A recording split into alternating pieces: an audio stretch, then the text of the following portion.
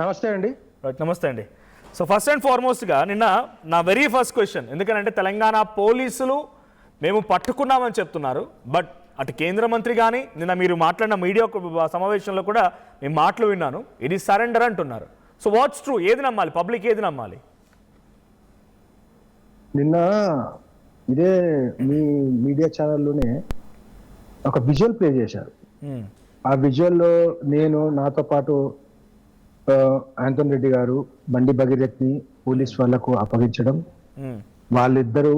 వాళ్ళు ఆ పోలీస్ వాళ్ళతో పాటు మేమిద్దరము ప్లస్ భగీరథ్ పోలీస్ వెహికల్ ఎక్కడం, ఆ వెహికల్ పేట్ బషీరాబాద్ పిఎస్కి ఎంటర్ కావడం మీ టీవీ విజువల్స్ లోనే వచ్చింది. అవును, కానీ మేము సరెండర్ చేశామా, వాళ్ళు అరెస్ట్ చేశారా, మీరు చెప్పాలి. అంటే మీరు అంటున్నట్టుగా మీరు సరెండర్ చేశాను అంటున్నారు, బట్ ఇక్కడ ఏంటంటే క్వశ్చన్ రైజింగ్ అనడం is different thing. You have a visual, I witness, you have a video.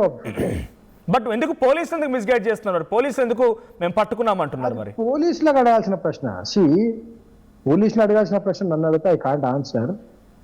Bandi Sanjay గారి సూచన మేరకు మేమిద్దరం అడ్వకేట్స్ ని బండి భగీరథ్ని తీసుకొని పోలీస్ ఎస్ఓటి సైబరాబాద్ వారికి నిన్న రాత్రి 8:15 టెక్ పార్క్ మంచిరేవుల దగ్గర సరెండర్ చేశాం.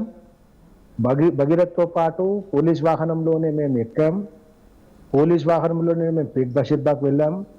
పేట్ బషీర్బాగ్ లో ఉన్నటువంటి సిట్ ఆఫీసర్ ఉన్నటువంటి రితిరాజ్ డిసిపి గారి దగ్గర ప్రొడ్యూస్ చేశారు. వారు ఇంట్రాగేట్ చేశారు, ఇన్వెస్టిగేట్ చేశారు, వాళ్ళ ప్రొసీజర్ మొత్తం కంప్లీట్ చేసుకున్నారు. 2 గంటల దాకా పట్టింది.